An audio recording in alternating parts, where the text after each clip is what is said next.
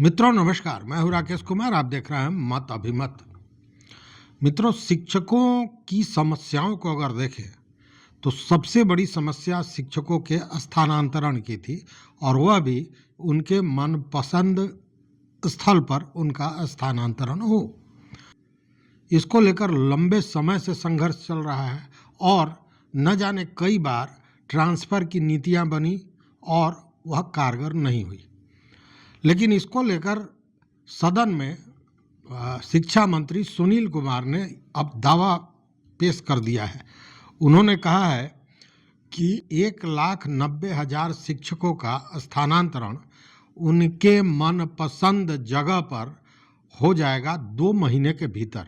यह दावा किया है सदन में, और यह दावा तब किया जब सीपीआई के विधायक सूर्यकांत पासवान ने शिक्षकों के ट्रांसफ़र को लेकर सवाल उठाया और उन्होंने बजाबते पूछा कि कब तक शिक्षकों को अपने होम डिस्ट्रिक्ट में ट्रांसफ़र का लक्ष्य सरकार रखती है। मतलब ट्रांसफ़र कब तक शिक्षकों का उनके होम डिस्ट्रिक्ट में करेगी, यह लक्ष्य सरकार कब तक रखी है।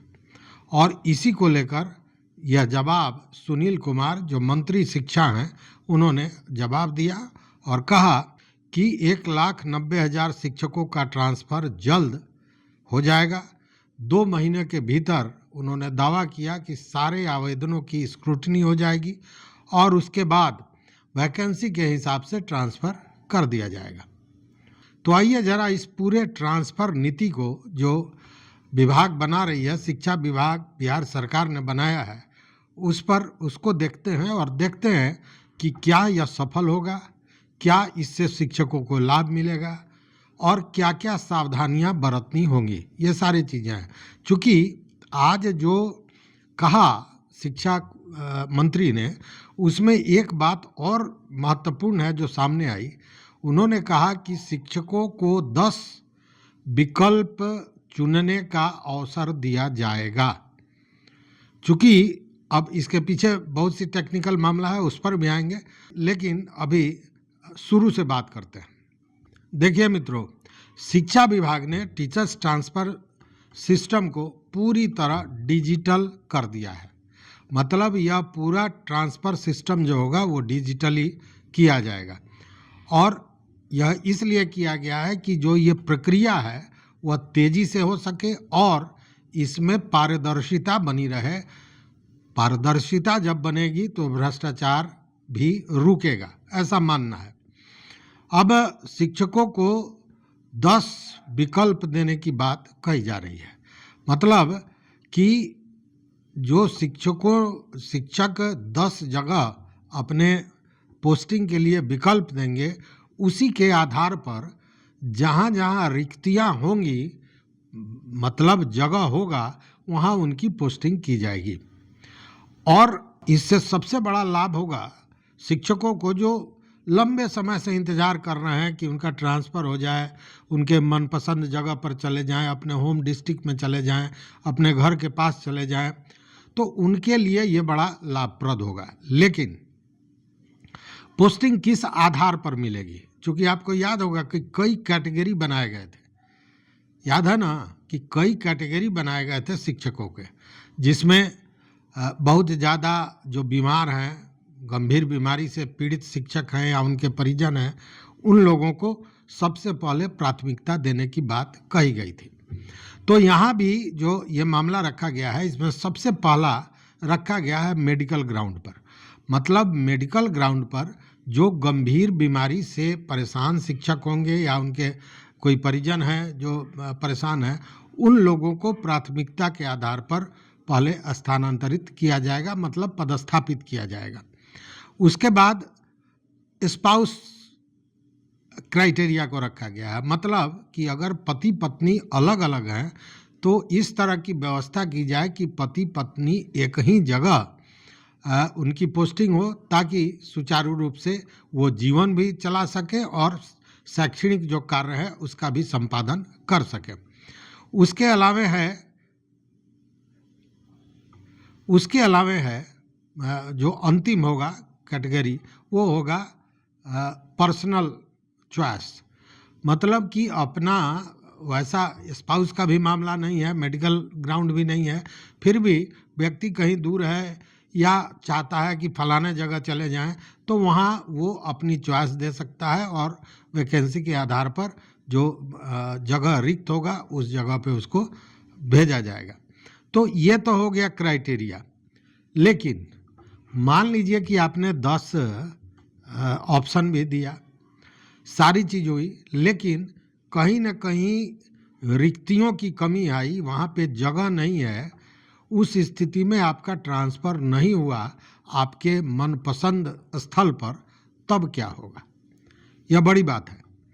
तो इसके लिए एक बड़ा अच्छा व्यवस्था किया गया है कि अगर आपके पसंदीदा जगह पर पोस्टिंग नहीं मिलती है तो उसके लिए परेशान नहीं होना है। उसके लिए बजाते अपील की व्यवस्था कर दी गई है। अब इसमें अपील कैसे करना है, तो 2 स्तर पर अपील किया जाएगा।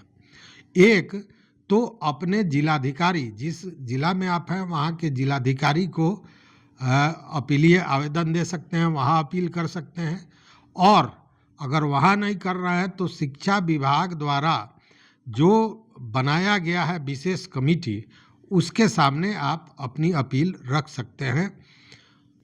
इस संदर्भ में मंत्री ने तो सदन में यह कहा कि 40 वर्ष से ऊपर और वैसे लोग जो गंभीर बीमारी से ग्रसित हैं, उन लोगों की पोस्टिंग सरकार ने कर दी है। मतलब कि पीछे 2 चरणों में जो पदस्थापना हुई है, जो ट्रांसफ़र हुआ है, उसमें शिक्षा मंत्री ने बजाबता सदन में यह कहा कि 40 वर्ष से ऊपर और गंभीर बीमारी से ग्रसित जो लोग हैं उन लोगों का विभाग ने ऑलरेडी ट्रांसफ़र कर दिया है और बाकी जो हैं उनका 2 महीने में किया जाएगा।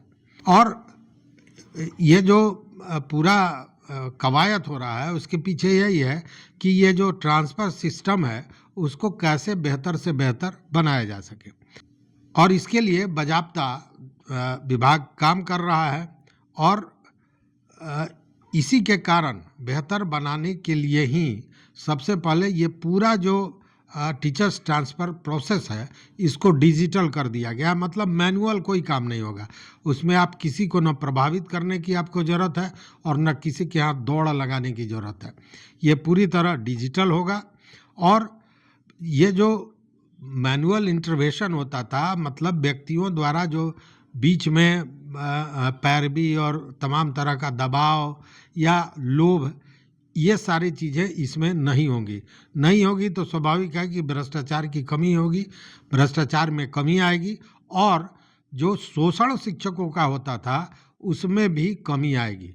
लेकिन वो जो कहते हैं ना कि पानी का लहर गिनने वाले भी कुछ लोग होंगे, तो उन लोगों पर विभाग को नज़र रखना ही पड़ेगा, नहीं तो ये सारे चीज़ों को ये लोग ध्वस्त कर देंगे। और सबसे बड़ी बात है कि इसमें यह कहा गया है, ये जो नीति बनाई गई है इसमें यह भी है कि शिक्षकों के ज़रूरतों को ध्यान में रखा जाएगा। और इसी ज़रूरत के तहत ये जो मेडिकल कंडीशन की बात हो रही है या स्पाउस क्राइटेरिया की बात हो रही है और उसके बाद पर्सनल चॉइस की बात हो रही है, मतलब शिक्षकों को अगर ज़रूरत है तभी तो वो अपने ट्रांसफ़र की बात कर रहे हैं या पदस्थापन की बात कर रहे हैं कि हमको मनपसंद जगह मिले। तो ये इन सारी चीज़ों का ध्यान रखा गया है। आखिर ये ट्रांसफ़र की जो नीति बनाई जा रही है या नीति बनी है जिस पर काम चल रहा है, इसकी ज़रूरत क्यों पड़ी? तो सबसे पहले तो ज़रूरत इसलिए पड़ी कि इसके पूर्व में भी कई बार नीतियाँ बनी।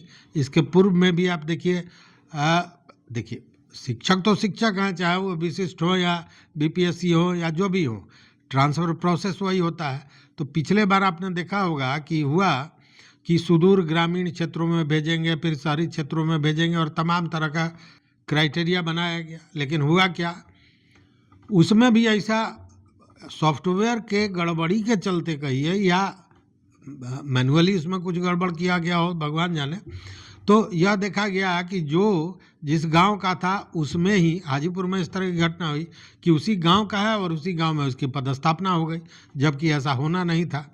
तो ये सारी चीज़ें भी होती है, इसलिए ये पूरी तरह नीति बनाया गया। और इसके सबसे पीछे कारण यह था, जो महत्वपूर्ण था, कि जो शिक्षकों का शोषण हो रहा है उस पर रोक लगाई जाए और भ्रष्टाचार पर बंदिश लगाई जा सके। और यह सबसे बड़ा लाभ जो है, ये जो दिख रहा है, वो है डिजिटल होने के चलते। चूँकि डिजिटल होने के चलते सबसे बड़ी बात यह है कि यह इसमें एक लचीलापन होगा। लचीलापन का मतलब, अच्छा लचीलापन ही तो हुआ कि 10 ऑप्शन मांगा गया कि मैक्सिमम माने कोशिश हो जो आपका ऑप्शन दिए हैं उसी के तहत आपका ट्रांसफ़र मिले, तो एक ये मामला है। दूसरा, डिजिटल करने से प्रक्रिया जो भी होगा वो एक तो तेज होगा, दूसरे तरह से पूरी तरह पारदर्शी होगा, उसमें इंटरफेरेंस की जगह नहीं रहेगी। और जो ये बीमारी का मामला है या परिवार का मामला है, मतलब मेडिकल कंडीशन या स्पाउस कंडीशन, इन सारे चीज़ों को प्राथमिकता दिया जाएगा इसके तहत। और सबसे बड़ी बात ये मानना है, केवल विभाग का नहीं मानना है, शिक्षकों का भी मानना है। आपने देखा होगा कि पिछले दिनों जब बहुत दूर दूर शिक्षकों का ट्रांसफ़र हो गया, तो शिक्षकों का बयान आता था कि हम तो मानसिक रूप से सही नहीं है, आना जाना बहुत दूर पड़ता है, या घर के बाहर है तो घर की चिंता, वृद्ध पिताजी की स्वास्थ्य की स्थिति, माताजी की परेशानी, पत्नी और बच्चों के पढ़ाई और तमाम चीज़ों में मानसिक उलझन रहता है। उस उलझन में आदमी पढ़ाएगा कैसे? चूँकि पढ़ाने का काम और मजदूरी के काम में अंतर है।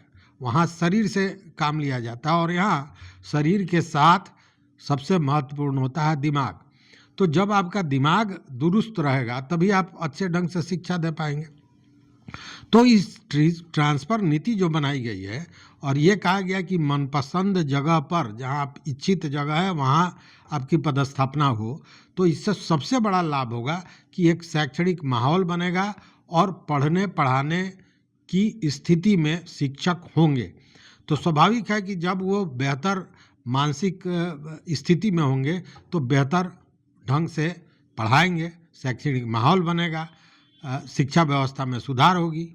ये सारी चीज़ें तो हो रही हैं, लेकिन इसमें चुनौतियां भी बहुत हैं, परेशानियां भी बहुत हैं। और वो कुछ परेशानियां हैं, कुछ चुनौतियां हैं जिस पर अगर पूरे तरह नियंत्रण कर लिया गया तो मैं बताऊं कि यह जो नीति है, ट्रांसफ़र नीति, यह कमाल की नीति होगी और कहीं ना कहीं अपना छाप छोड़ेगा। लेकिन चुनौतियां हैं क्या? तो सबसे बड़ा चुनौती यह है कि आप जहां ऑप्शन दे रहे हैं जाने का, वहां पे आपकी पोस्टिंग के लिए रिक्ति है कि नहीं, मतलब वहाँ जगह है कि नहीं जहाँ शिक्षक जाएं। यह सबसे बड़ी चुनौती है। और वैसे में अगर बड़ी संख्या में अच्छा, यही कारण है कि जो 10 ऑप्शन मांगने की बात हो रही है उसके पीछे सबसे बड़ा कारण यही है। चूँकि हर जगह जहाँ लोग चाहेंगे वहाँ मिल ही जाए पोस्टिंग, माने रिक्ति हो ही, यह तो आवश्यक नहीं है, इसलिए एक मामला बनता है। दूसरा एक बड़ा मामला यह है सॉफ्टवेयर का।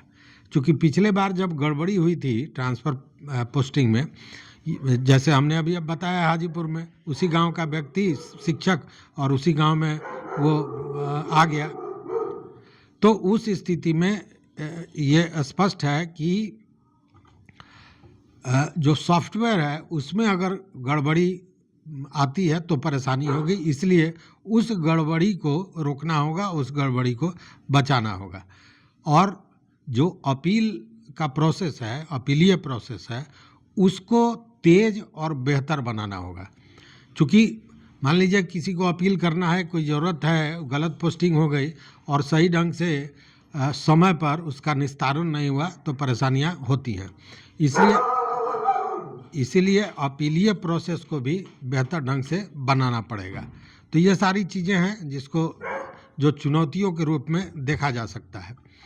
और आपको हम बता दें कि यह जो विधानसभा में जब ये चर्चा चल रही थी तो इस पोस्टिंग, ट्रांसफ़र पोस्टिंग को लेकर विपक्ष का भी ने कई सवाल खड़े किए थे। और विपक्ष के ही सूर्यकांत पासवान हैं सीपीआई के विधायक, उन्होंने कहा और प्रश्न भी पूछा और आश्चर्य भी व्यक्त किया कि क्या 2 महीने में इतनी बड़ी संख्या में 1,90,000 शिक्षकों को ट्रांसफ़र दे दिया जाएगा, ट्रांसफ़र कर सकेगी सरकार। और दूसरी बात उन्होंने कहा कि क्या ये ट्रांसफ़र प्रक्रिया जो है सो पूरी तरह पारदर्शी होगी। इस पर मंत्री सुनील कुमार ने स्पष्ट कहा कि 100% पारदर्शी होगी और यह ट्रांसफ़र जो सिस्टम हमने बनाया है यह 2 महीने में इन सारे चीज़ों को पूरा कर लेगा। तो ये सारी चीज़ें हैं, मतलब कि ये जो लंबे समय से इंतज़ार हो रहा था पोस्टिंग के लिए, वो समय अब नज़दीक आ गया है। जो दावा मंत्री ने किया कि लगभग सभी आवेदनों का जो स्क्रीनिंग करना है वो 2 महीने के अंदर में पूरा हो जाएगा और उसके बाद तो सॉफ्टवेयर से चूँकि ट्रांसफ़र करना है तो तुरंत हो जाएगा, उसमें बहुत विलम्ब होना नहीं है। तो ये सारी चीज़ें हैं। तो अब लगता है कि जो लंबे समय से ये झगड़ा चल रहा था, ये डिमांड चल रहा था, इसको लेकर तमाम तरह के संघर्ष हुए, आंदोलन हुए, ये सारे के मूल में कहीं ना कहीं स्थानांतरण, पदस्थापन ऐच्छिक जगह पर होना था और इसकी डिमांड आज से नहीं हो रही थी, बहुत पहले से हो रही थी। सभी स्तर के शिक्षक चाह रहे थे, मतलब केवल यही नहीं कि जो विशिष्ट शिक्षक है वो चाह रहे हैं, जो बीपीएससी शिक्षक चाह रहे हैं, नियोजित शिक्षकों की भी मांग थी, साथ में जो पुराने वेतनमान वाले शिक्षक थे वो लोग भी इस तरह की मांग कर रहे थे। तो अब ये जो इंतजार की घड़ी है लगता है नज़दीक आ रहा है। सदन में मंत्री जी ने कहा है, अब मंत्री जी अपनी बात पे कितना खरा उतरते हैं यह तो आने वाला समय बताएगा, लेकिन शिक्षकों के लिए कहीं ना कहीं यह राहत का समाचार जरूर है। तो देखते रहिए मत अभिमत। मित्रों, चैनल पर नए हो तो सब्सक्राइब कीजिए, लाइक कीजिए, दोस्तों के साथ शेयर कीजिए और अपना विचार जरूर दीजिए। बहुत बहुत धन्यवाद, कोटिशः आभार।